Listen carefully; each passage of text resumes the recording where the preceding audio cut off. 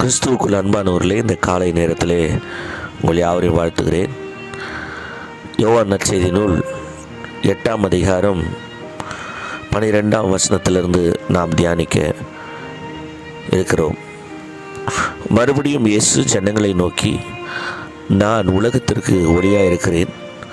என்னை பின்பற்றுகிறவன் இருளிலே நடவாமல் ஜீவ ஒளியை அடைந்திருப்பான் என்றார். அப்பொழுது பரிசேயர் அவரை நோக்கி, உன்னை குறித்து நீயே சாட்சி கொடுக்கிறாய். உன்னுடைய சாட்சி உண்மையானது ஆனால் அது அல்ல என்றார்கள். கிறிஸ்துவுக்குள் அன்பானவர்களே, யூத அதிகாரிகளுடனே மத தலைவர்களுடனே இந்த வார்த்தையை பேசினதாக கட்டமைக்கப்பட்டிருக்கிறது. எருசலேம் தேவாலயத்திலே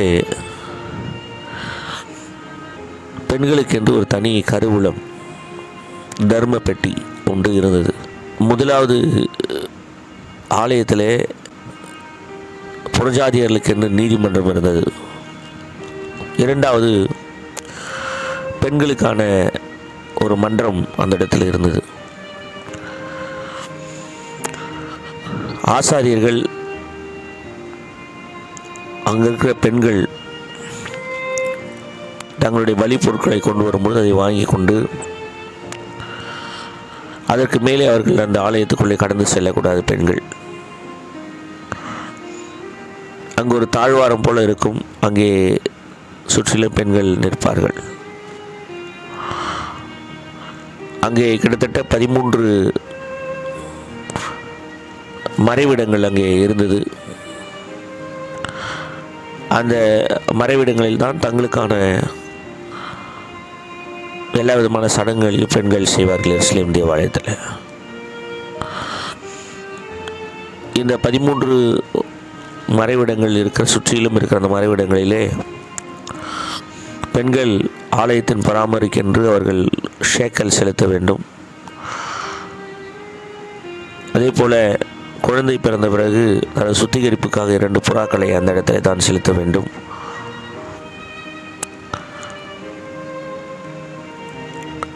இன்னும் சில பகுதி 5வது இடம் அங்கே பலிபீட நெருப்பு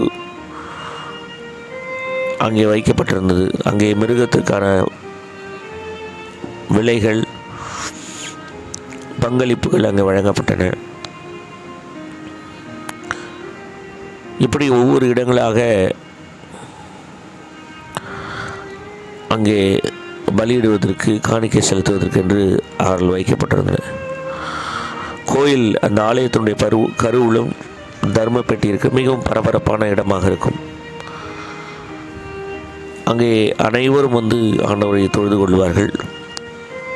குறிப்பாக பெண்கள் அங்கே தொழுது கொள்வார்கள். இந்த வேத பகுதியில் நாம் பார்க்கும்பொழுது இயேசு அந்த இடத்துல நின்று தான் தன்னுடைய கூற்றை கூறுகிறார். அந்த இடத்துல கூறும்பொழுது, நான் உலகத்திற்கு ஒளியாக இருக்கிறேன் என்று அவர் சொல்லுகிறார். அவர் உலகத்துக்கு ஒளி என்று சொல்லுவதற்கான சுவாரஸ்யமான ஒரு காரணம் என்னவென்று சொன்னால், யோவான் பண்டிகைகளை இணைத்து பேசுகிறார். முதலாவது கூடார பண்டிகையின் போது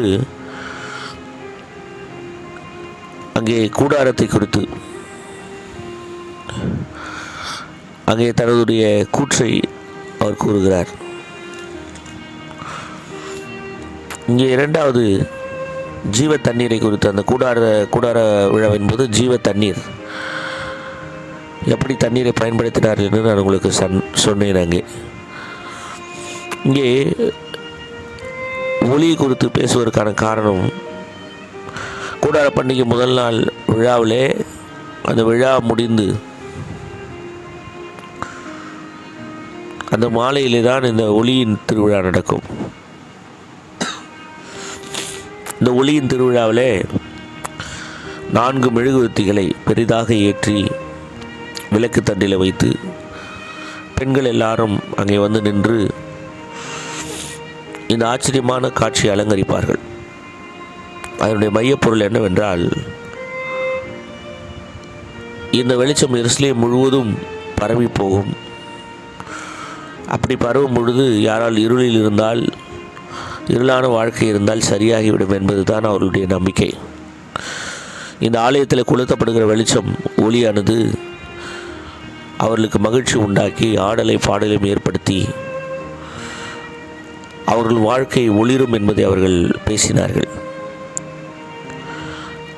ஆலய வெளிச்சங்களின் நீ இரவில் இருளை துளைப்பதை நீங்கள் கண்டிருக்கிறீர்கள். நான் உலகின் ஒளி, என்னை பின்தொடரும் மனிதனுக்கு ஒளி இருக்கும். ஒரு அற்புதமான இரவுக்கு மட்டுமல்ல, அவருடைய வாழ்க்கையின் அனைத்து பாதைகளிலும் ஆலயத்தின் ஒளி இருக்கும் என்று சொல்லி அவர்கள் பாடினார்கள். அதை தான் இயேசு அந்த வார்த்தை எடுத்து தான் அவர் இங்கே சொல்லுகிறார். பெண்கள் பாடின அந்த வார்த்தையை நானே உலகத்துக்கு ஒளியாக இருக்கிறேன். இந்த ஒளி என்று சொல்லும் பொழுது ஆண்டவர் சொல்லுகிறது பின்பற்றுவதற்காக அழைக்கப்படுவது. கிரேக்க மூலத்திலிருந்து வெளிப்படும் பொழுது ஒளி என்ற வார்த்தைக்கு அவர் சொல்லுகிறார் உயிரை கொடுக்கும் ஒளியாக அது கிரேக்க வார்த்தையினுடைய அர்த்தம் சொல்லப்படுகிறது. அவர் 2 விதங்களிலே அவர் சொல்லுகிறார். ஒன்று உயிரை கொடுக்கும் ஒளி, இன்னொன்று கடவுளுக்கும் மனிதர்களுக்கும் இடையிலான அந்த இடைவெளியை நீக்கும் ஒளி, ஆண்டவரிடத்தில் கொண்டு செல்லும் ஒளி என்று சொல்லுகிறார். எப்படி ஒரு பூவிற்கு சூரிய ஒளி பட்டால்தான் அந்த பூ வளருமோ, அதுபோல அவருடைய வார்த்தையின் பிரசன்னம் நமக்குள்ளே இருந்தால்தான் அந்த ஒளி வரும் என்பதை அவர் சொல்லுகிறார். இந்த வேத பகுதியிலே இயேசு தன்னை பின்பற்றுவதற்கான பயன்படுத்துகிற வார்த்தை என்னவென்று சொன்னால் கிரேக்க வார்த்தை அகலோவுத்தீன் என்கிற வார்த்தை. இந்த வார்த்தை என்னவென்று சொன்னால் வெளிச்சம் பீறிக்கொண்டு பாய்வது. இந்த ஒரு இருளில் இருக்கிற மனுஷனுக்கு ஒரு சிறிய ஓட்டை வழியாக, ஒரு குகையில் உள்ள மனிதனுக்கு, இருள் குகையில் உள்ள மனிதனுக்கு ஒரு சிறிய ஓட்டை வழியாக ஒளி வரும்போது அந்த ஒளியை பின்தொடர்ந்து அதை விடாமல் பார்த்து கொண்டே போவான். கீழே அங்கும் இங்கும் பார்க்க மாட்டான். ஏனென்று சொன்னால் அந்த ஒளியை அடைந்து அந்த ஒளி வழியாக அங்கே ஏதோ ஒரு வழி இருக்கிறதாக அவன் நினைத்து போவான். அதுதான் இங்கே சொல்லப்பட்டிருக்கிறது. இதற்கு உதாரணம் பெரும்பாலும் ஒரு சிப்பாய் தன்னுடைய கேப்டனை, தளபதியை பின்தொடர்ந்து போவது, எஜமானை பின்தொடர்ந்து அடிமை செல்வது, அவர் என்ன சொல்கிறாரோ என்று பார்த்து கொண்டிருப்பது, புத்திசாலி தரமான ஆலோசனைக்கு பின்பதாக மனிதன் செல்வது, ஒரு சட்டத்திற்கு அப்படியே கீழ்ப்படிந்து செல்வது, சட்டத்தை பின்பற்றி செல்வது, ஆசிரியர்களுடைய குருவனுடைய வார்த்தைகளை சிஷியர்கள் பின்பற்றி செல்வது. அப்படிதான் அக்லவுத்தீன் என்கிற இந்த வார்த்தைக்கான அர்த்தம் அதுதான்.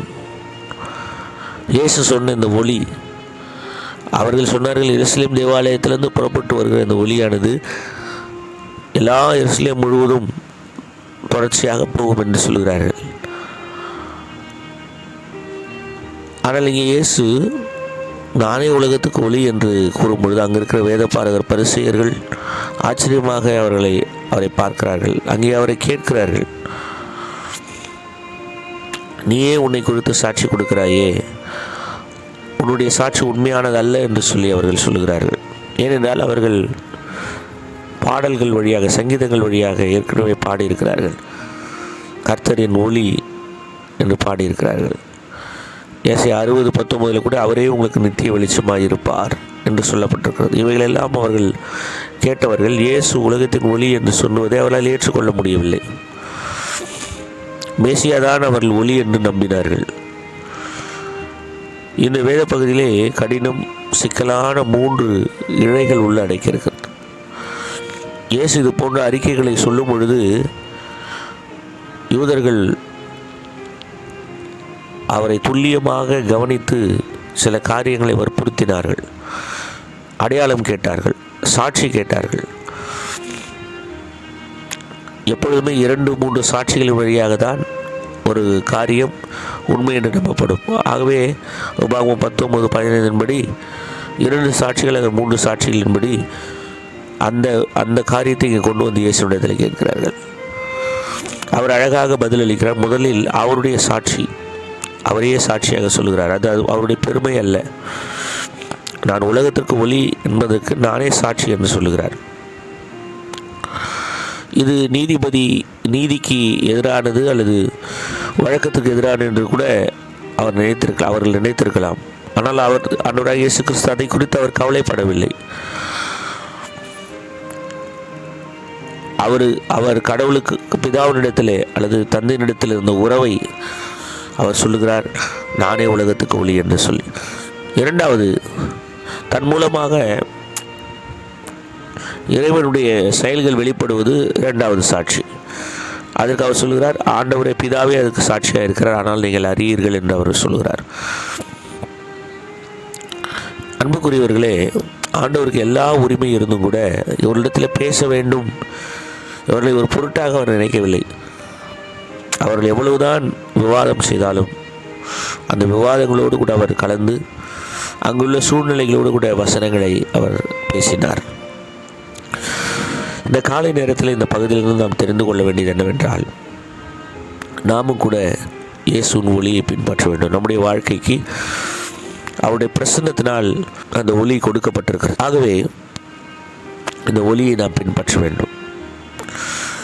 இந்த வசனம் என்னும் ஒளியை நாம் பின்பற்றினால் நாம் இருளில் நடக்க மாட்டோம், தடுமாற்றம் இருக்காது, நல்ல முடிவுகளை வாழ்க்கையில் எடுப்போம், நல்ல தீர்மானங்கள் எடுப்போம். தீர்மானம் எடுப்பதே ஒரு ஒளியினால் தான். ஆகவே இந்த காலை நேரத்தில் அப்படிப்பட்ட கிருபைகளை ஆண்டவர் நமக்கு தருவாராக. நாம் ஜெபிப்போம். அன்பின் ஆண்டவரே, இந்த காலை நேரத்திலே நீர் எங்களோடு பேசின நல்வார்த்தைக்காக உமக்கு நன்றி. தொடர்ந்து உடைய பாதையில் எங்களை வழிநடத்தும். இயேசு கிறிஸ்துவின் நாமத்தில் பிதாவே, ஆமேன்.